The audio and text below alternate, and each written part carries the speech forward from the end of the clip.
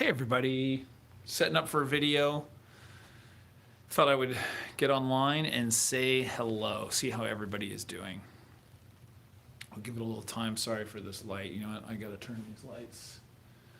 Well, not a big deal. I'll change it. Here, I'm turning this so maybe it's not as bright. I'm gonna turn this light on. There we go. I don't want to adjust the lights too much because then if I adjust the lighting, it's going to be messed up for the video. So just want to say hello. I'm about to record here. What is today? All the days and times mixing together. It is Tuesday night at about 6:30 my time, and just going to get got to review the script for tonight. Talk. You know what? I totally forgot what I was going to talk about. That's how it goes. If you guys have questions, feel free to post them on. I haven't been on live for a while, so I wanted to pop on and answer some questions. If you guys have any, say hello. Tell me where you're from. You know, we'll have a little bit of a chat. I've got a couple minutes here. I figured I'd pop on before I record, so I can do. Maybe I can even get some stuff done while I'm at it. So Susan asks, what do you do? Hi, Susan, by the way. What do you do when you think your husband has postpartum depression? I think that you have a conversation with him and be honest. Most of all, show empathy and show support. Nobody likes to really be accused of anything or to be, you don't want to say what the problems that he's causing or anything like that. So I think being empathetic is probably the number one thing you could do. And that's just saying, hey, listen, I know you might be going through some stuff. I'm here for you. If there's anything you want to talk about, and if he's not willing to talk about it with you, then maybe you suggest somebody else that they can talk to, maybe a therapist or relative or friend or something like that. But it is common. My last video that I just put up was about dads and how scary it is, and we don't really talk about it. And especially if you're a man who doesn't like to communicate his feelings and his thoughts, and everyone thinks everything's okay, that's difficult. So yeah, I think being empathetic is going to really help him in that sense. So hopefully, if you can approach him in that way. I'm not going to give you necessarily specific tactics because I think it totally depends on what he is dealing with and what causes that. It could be a financial stress. It could be the relationship between you guys. It could be the baby itself. It could be just the change in lifestyle. There's so many different things that can cause it. So I think kind of you have to identify it first. Watch the video. I did a video on postpartum depression for men. Hopefully that would help, and hopefully that's a good answer for you. Let me know if that kind of answers what you're looking for. Sorry, my chat here. I'm always horrible at this. Mike from Connecticut, how are you doing? This is a great question because this happens to me all the time. As much as I do these videos and I practice all these things, it doesn't matter. I still lose my temper all the time. In fact, right before I came here, I lost my temper. It was about dinner. I'm stressed because I wanted to come here to my office and record, and I've already worked, a full work day. I've been up since 4:45 this morning. What I can say, and I'm talking in real time as I'm going through it, is it's really, typically not about them, it's about you. And typically there's other reasons why you're getting mad. So for me, I can give you my own example is I just got upset with my children because it was about dinner and how they didn't want something or what we had wasn't good or, whatever they were dealing with. It didn't really matter. I was not in the best place because I had already been a little stressed about the work that I was doing today and that I wanted to get this video done. And so for me, I was hurrying to try to get all my things done and get, their home. So for me, it was really about, I wasn't in a good place when I was then dealing with them. And I find that happens a lot. It's, the same thing happens with our spouse. Is like we have an argument, and whether it's we respond or they respond in a way that just seems way bigger than what actually warrants a response. I mean, and my example is this perfect one. My kids are arguing about dinner and not liking the whatever we're eating. That doesn't really warrant me blowing up and getting angry, And I was like a little kid. I stormed out of the house and was like, forget this, I'm going to the office, whatever. It happens. And even in the car ride there, or car ride here, which is only 5-7 minutes, that's what I was thinking about was how could I have handled that better, and that's the thought process. So you recognize that you are getting angry, you recognize maybe ways that you could have handled it better. I would probably then go back and apologize to my children if I see them later tonight or tomorrow morning. And it's a constant process, and it's a constant learning, and it's not something I think that goes away, but part of it is understanding for myself, what is it that's getting me really tense and really angry? And I was having a conversation with my wife about that I needed to do some things that are not work. I'm a little, my work-life harmony right now is not as good as it could be. I'm getting up early, exercising, which is great, and then I am working all the way through the day with a bunch of distractions that are happening with things at home and stuff.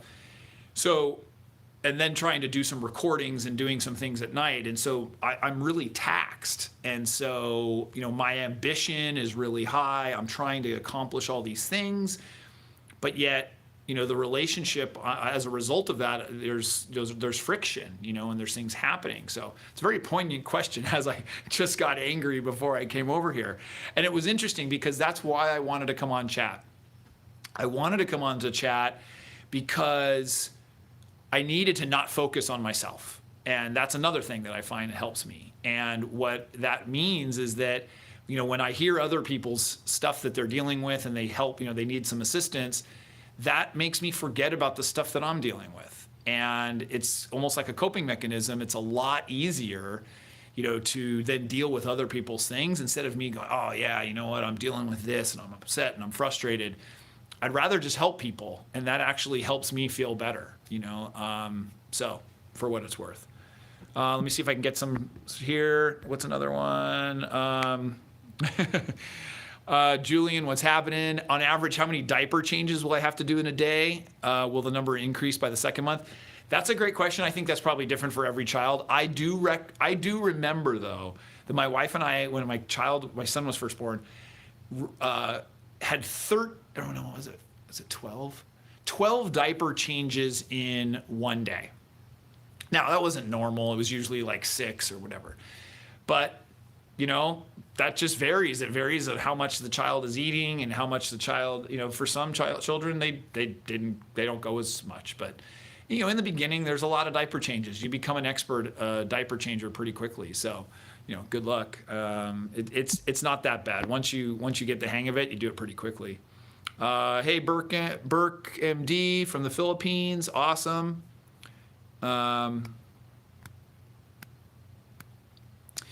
So Mike, that's another good question. And I'm on the verge of having a teen, but I'll try to tackle this. As a parent who's made a lot of mistakes in their past, how do you talk to a teenager when they use your past to justify their current actions? Well, you did the same thing, is what they would say. There's a couple ways. You're right. Part of the issue is if you're really open with your children, that you're telling them, hey, this is what happened to me, or I went through this. Part of it is, talking about the learning experience that you had, and you said, I wouldn't want you to have to go through that same thing, whatever it might be. Let's say it's, drinking or doing drugs or something, something that's pretty severe. You can say, yeah, I really wish I didn't do it, or I really wish that I didn't. And sometimes you have to be, if you are that honest with them as a parent, which I think is good, part of it is that learning experience and not getting so upset with them. Otherwise, they're not going to tell you what they're doing. So that's something that we we deal with all the time. And I have a 12-year-old and a 10-year-old, and so we're on the brink of that, and that's a lot. I'll say, well, hey, you guys did that, or you did this. And so, yeah, you have to have that communication. And so part of that is just not condemning them for every little thing that they do. I mean, part of it is you're trying to set them up for success. And so, and you also want them to continue to communicate with you. And so if you're coming down on them really hard for something, guess what? The next time they have an issue, they're probably not going to want to tell you. So you've got to balance that line. And I've been studying a lot more teen stuff as my children embark on that. And so I'll definitely be having to come up with some more teen material. But yeah, that's a tough one. So hopefully you can still keep the lines of communication open and talk with them, because that's going to be real important. There's not a specific tactic in that sense. The fact that your child is rubbing it in your face, you could also say, you know what, you're right. You're right. I did do that, and I was stupid, and it was a dumb mistake, and I regret it. And I wish that I wish that I was as smart as you were and have the opportunity to not make that mistake, and to be able to make that decision. So kind of leave it, and if anything, maybe praise them a little bit and saying, hey, you have the opportunity to make a better decision than I did. That's what we want as parents, for them to make better decisions than we did. Ken asks, how do you get over the fear of being a first-time father? I just did a video. Check it out. It was just 2 days ago. Check out that video, or yesterday. I forget what day it is. Check out that video. That has all the answers for you. I'm trying to get here.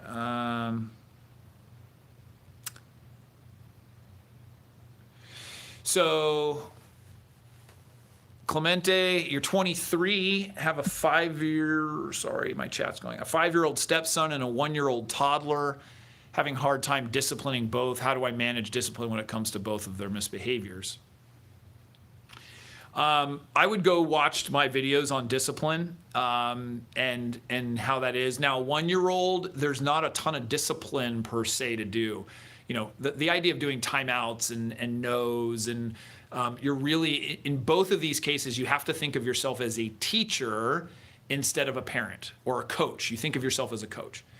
And instead of discipline, thinking it as discipline as like whether it's punishment or anything that you're doing to them because they are acting in a certain way, you want to model the correct behavior. So give them the tools to model it in the correct way. And I'll give you an example. For the 1-year-old, I'm just randomly, the 1-year-old is biting something, or they're hitting. And instead of taking their hand, you can say no, but then show them and say soft, soft, or no biting, soft. So, and same thing, like when you yell at a child and say, don't run, you don't say don't do something. What you do is you say walk. You tell them what to do instead of telling them what not to do. And I think so you're in a little bit different place with the 5-year-old if it is your stepson and you do have that authority in that relationship. I think before you start coming down on a child, though, you really do have to establish that relationship. And I don't know, a couple of words. I don't know, how to do that. I'm trying to read at the same time. Be patient, Clemente.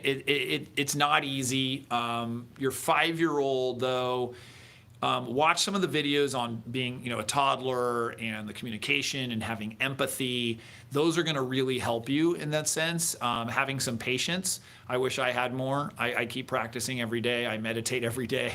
I wish I had some experience. So let me see. Oh, they're coming in here. Let's see.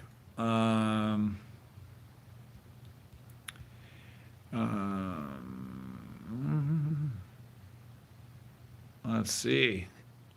Well, sorry, I'm trying to pick them live as I'm going, and you know what? I've got to get a different system for doing this, because it always, my fingers go over.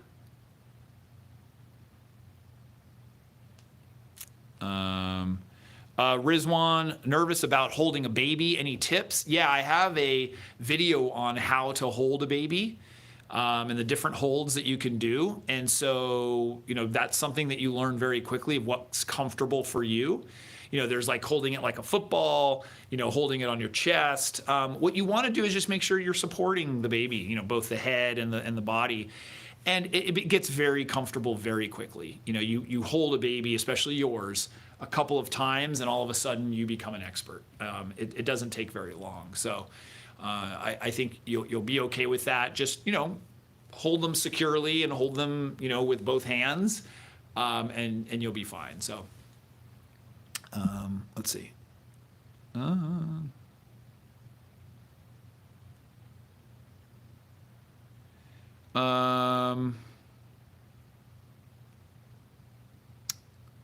So Chad, you said, did you ever experience something like a nursing strike where so much of the actual work is on the wife? What supportive strategies of involvement, do you find work best? So I've done a couple videos on how to support your wife, when she's going through this or when you have a brand new baby. One of the things is to divide and conquer. I do think that you have to communicate really well with her too, is laying out some things on how you can help and actually talking to her about that. Talk to her when the baby's, she's not in the middle of nursing the child or doing something with the child. But explaining to her that you do want to help and you want to be involved and you want to, do these things. And it depends on every woman. Some women are happy to pass off that baton. Other women will feel very possessive and feel like, they want to be with the baby at all times. So you have to kind of gauge that and respect it. But at the same time, you have to communicate to her that you really want to be a part of it and that you want to support her and you want to be there for the baby. What I have found worked for me was having time alone with the child. And so that meant that whether that was like, a Saturday morning, she slept in and I took the kids out, or, exchanging the late night feeding so that, if she's breastfeeding, you take a bottle and you do the late night feeding. It's really about the communication between the two of you. So, there are things that you can do to help. You can be more empathetic. You can just do things without asking. You can make, or, be in charge of dinner and just do things. Clean the house more. But, every person's different. Every situation's different. And so I would say you really have to talk to her about that. You really have to communicate and say, hey, I want to help. I want to be there for you. What should I do? Hopefully that helps, but usually communications is the best thing.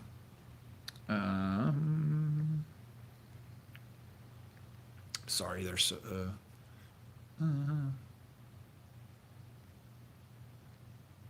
if you can, when you ask a question, maybe like Eric, I saw that you had posted a couple things. If you can be really concise, I'm more inclined to answer it, just because there's many things coming through that it's hard to read it here.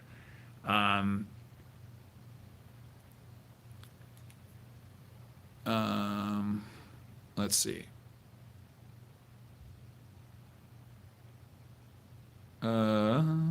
Eric, I'm trying to read yours. It's a little bit long here.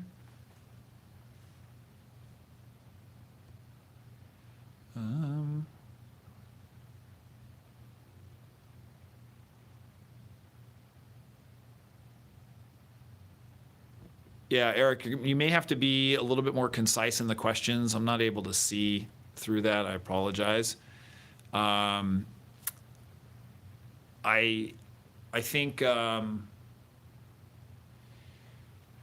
if I saw it correctly, I would suggest watching more of the videos of like how you can help, and very specific situations have so many different factors. When you're dealing with a unique situation, I also suggest that you maybe seek a therapist, or you seek some advice of someone who can take the time to get to know your situation and what you're dealing with, because there's so many different variables and there's often multiple people involved. So I don't want to give an answer without having a ton of information, and it's hard to read through everything, so I apologize for that. You can maybe email me. If you want to do that, you can just send an email through our website, the Dad University website, and then just mention that you were on the chat, and that'll get forwarded to me. and I'll be sure to answer it that way and just submit your email. It's probably an easier way of doing it than to try to answer it in a real quick thing. So if you are on though, let me know where you're from. Where you're at, sort of how you're dealing with all this. Giovanni, I love your videos. Oh, thank you. Giovanni asks, when do you suggest to find a pediatrician? I would find a pediatrician typically, we happen to know one, so it's a little bit different of a situation, but I would try to find it right before the birth, or a month or two before the birth, or at any given time is fine. You're going to want to talk to them and just make sure you're comfortable with them. Get a referral from other people if you know anybody in the area. We were lucky, we had a really good relationship with the pediatrician, and that was always important. Even though my wife was a nurse, she was a labor and delivery nurse, but she only dealt with everything up to the birth. So once the baby was there, we still had a ton of questions. And so, yeah, I would suggest at any time, as soon as you can. There's no time that's too soon. Especially for just interviewing, you're not going to need them. But if they won't allow you to have an appointment or something like that, then you might just have to wait until the baby's born. But especially during these times, it might be a little bit different right now. I'm not sure.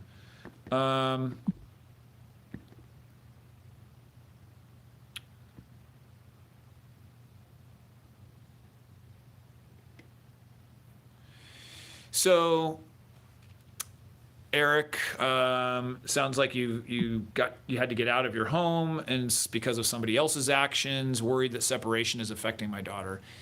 Yeah, it could be, and that's why I think maybe talking to somebody locally or talking to somebody who is a little bit more familiar with the situation.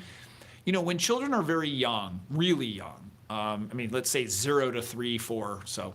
They can be affected, but they can also be changed, and especially if you are in the person's life, and you are, in the daughter's life or your son's life, and you are spending time with them and you're being around them. When they're really, really young, things will change, Granted, patterns can be formed, but patterns can be changed, especially before 7, 8, 9 years old. Once they start getting into 7, 8, probably more like 9, things start to change a little bit, and the influence of their friends is there. Their brains are developed much more. So when you're dealing with a child, let's say who's 1 year old or 2 years old, now I'm talking anecdotally. I don't want to say something that somebody might is not necessarily correct, but for me, it felt like even some of the things that I was messing up on, I could course correct and fix when they were that young. In other words, if it's not a permanent situation, I think you'll be fine. I think you just have to provide a lot of love and support for the people around you, and just make sure you're spending time with the child and bonding and doing it. The situation that you're in, there are kids that are in, extreme poverty situations, and they're still happy. There are, certainly if something is abusive or physical or something like that, that's a whole other thing. And I would suggest, contacting somebody, a therapist, to deal with that. But in general, things are usually going to be okay, especially if this is a temporary situation. And it's the same thing with arguing and things like that. You've got to take care of yourself. You've got to be okay and happy with yourself before you can take care of somebody else. And that's one of the things I say is like the oxygen mask on a plane. You've got to put that on before you can take care of somebody else. So I'm not sure I'm answering the question exactly, but I'm still a little fuzzy on all the details. Let's see.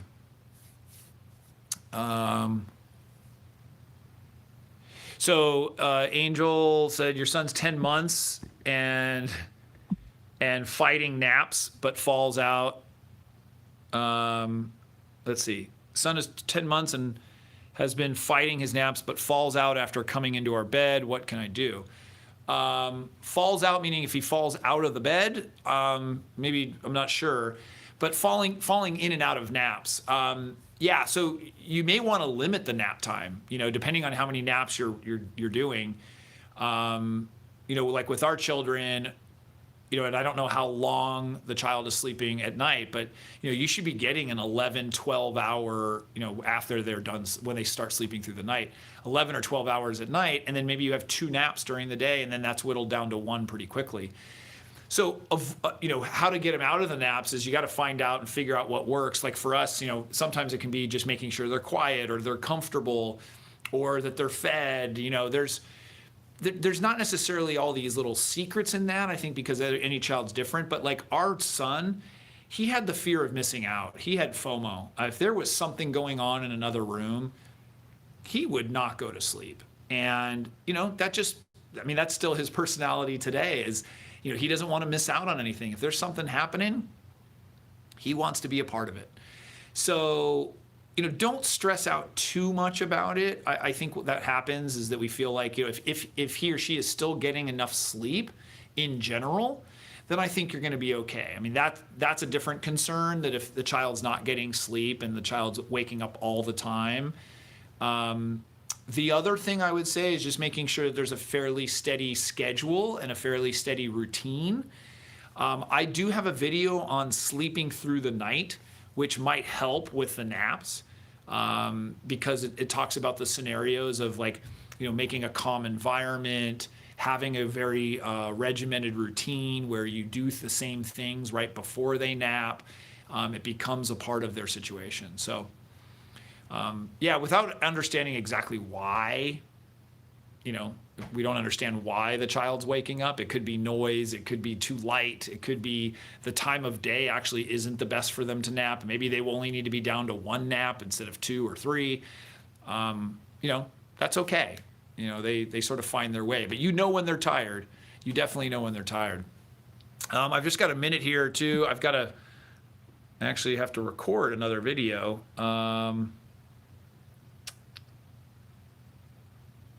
Yeah, let's see. Angel, thank you for that. I didn't even ask for a donation, but thank you. That was very nice of you. Appreciate that. Let's see. So I am recording tonight. I've got to look. It's funny that I forgot what the topic is. I had written a couple different topics, and I forgot which one I was going to do tonight.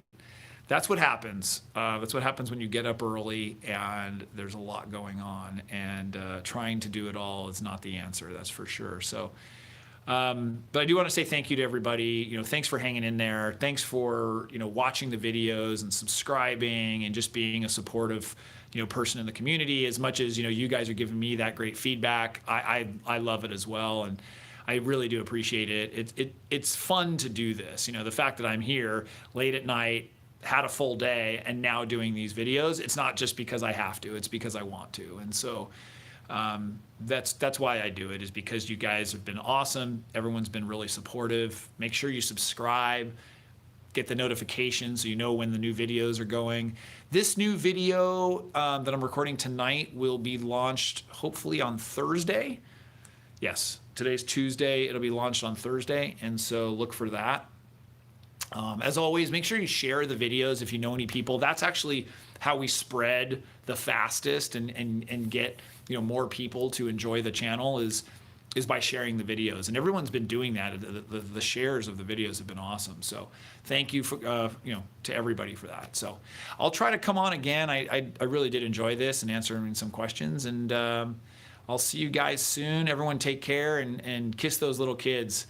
Hug them and kiss them and give them a lot of love, and just appreciate the time that you have. And I'll make sure to do that with mine as well. The fact that I got a little bit upset, now I've got to go home and apologize for how I acted. So, we as parents can do that too, because we do make mistakes. So anyways, have a good night.